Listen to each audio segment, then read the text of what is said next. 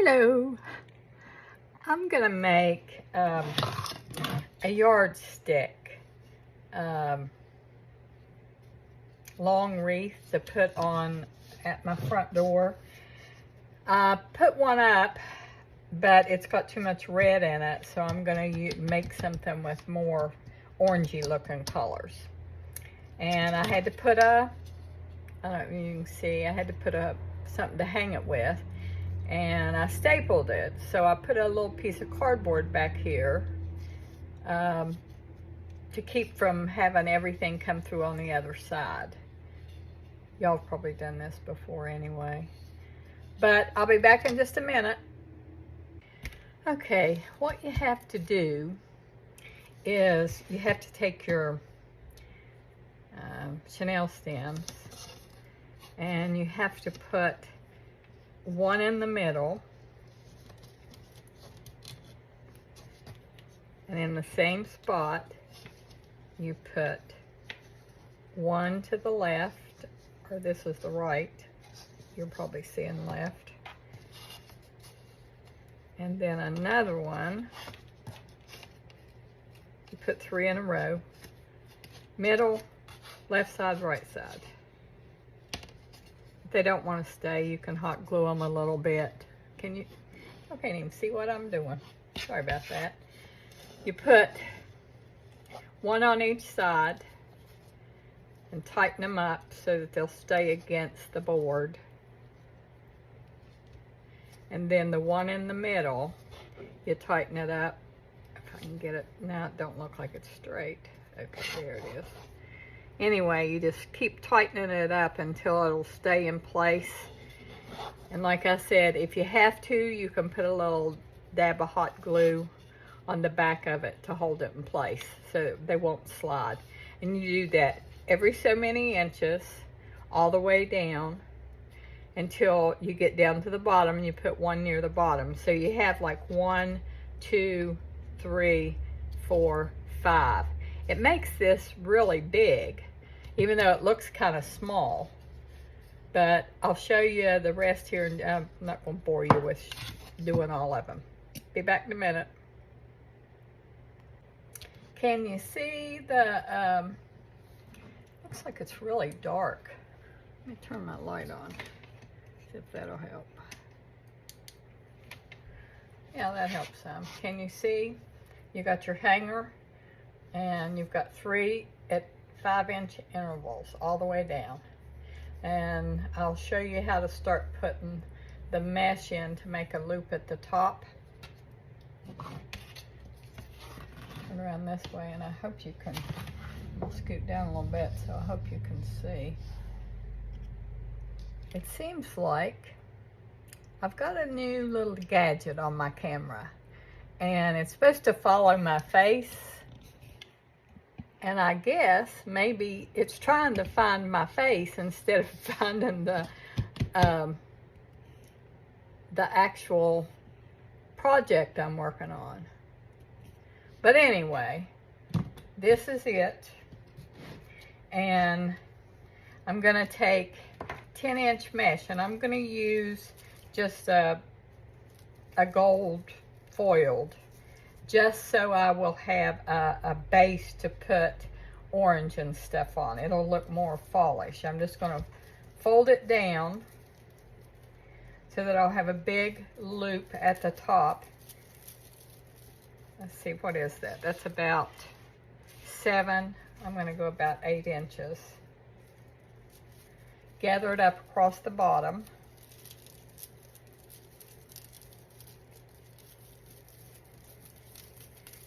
And it's going to make just kind of a little bit of a loop that you're going to put straight in to the first twist tie. You have to pull it down pretty tight. Now all of this is going to have flowers and, you know, more things on it. So, but you want to put it up high enough that it'll cover up your loop to hang it with. And then you measure about the same amount, which is about 8 to 10 inches. I'm going to go 10 so the poof will be a little bit bigger. You just gather it up just like you're making a circular wreath. You bring it down, put it in that middle one, and we're going to add the same thing on the outside. Can you see? You're just making poofs across it. And the reason you're not going to make it much bigger is because you're going to have them on the outside too. They're going to be the exact same way. And I'll be back to show you when the center's finished. Okay, when you get at the very bottom, you measure your 10 to go in here. Then you measure another 10 to make a poof to hang over the very end. And then I'm going to cut it off right here and then hook it in to the center. About my scissors. To the center Chanel stem or pipe cleaner, whatever you want to call it. I got to be careful cutting stuff into my hand like that. I cut just about cut the tip of my finger off a few weeks ago because it took 2 weeks to heal. Cutting some Spanish moss blind. Lord of mercy, that hurt like the dickens, bled like a stuck pig, and my grandson, who's a nurse, had to come down and glue me back together. I'll show you what I'm talking about. Because you see how you have loops? I wanted one down here because I'm going to put ribbons that'll hang off the end of this. So you want to this is what it looks like. And you're going to do the same thing on each side so that, you know, it's going to make it look like it's pretty good size. But when you have all 3 of them in there, it's going to make it look real puffy. I'm going to start on the top and I'll show you that when I'm finished, or the sides. Okay, I want to show you what it looks like right now. You can see the big poofs at the top, but they're all the same. Let me get down here where you can see it. Now, that's just with the top and one side done. I'm going to do the other side, put the same kind of mesh in all the way down, and then I'll put the ribbons, the flowers, and the ornaments in. And I'll come back when this side is finished and show you that. Okay, I'm going to show you what it looks like right now. Can you see it? I know it looks kind of sparse because the mesh, but it'll be fine once everything's on it. What I usually do, and not everybody does this, I take all my Chanel stems, pull them to the center, and then I'll twist these together, and I'm going to put each set, but make sure that when you're tying these on that you twist them 3 or 4 times because they do pop loose. See from the back? But I'm going to take these, twist them together in each section, and then I'm going to put my ribbons on. I've decided to use these 3 ribbons together in a set, and I'm just going to scrunch them together and add them in the middle. They'll go into this set right here, and then I'm going to put a flower or some kind of greenery in each one of these also, which will fill it in. But it just gives it a more neutral look, like for fall or Halloween or whatever you would want to do with it. And once I get a few of these on, I'll show you, and I'll come back and show you what I did, okay? Okay, I want to show you what I did with the pipe cleaners. I pulled the pipe cleaners from each side, so there's 6. I twisted them at the bottom, split them, and braided them together. You don't have to do that. You can do it any way you want to, twist them, turn them. I just braided mine to stay together so that when I put my ribbons in, I'll have one single strand to work with, and then when I go to glue the stuff in, I'll have something fuzzy to have the hot glue to hold on to. But this is what it looks like right now. I'll be back in a minute. Okay, you can see what I've done so far. you end up mashing your mesh back and down, but that's okay because there's plenty of mesh there anyway. And what you're trying to do is just get some color into the mesh.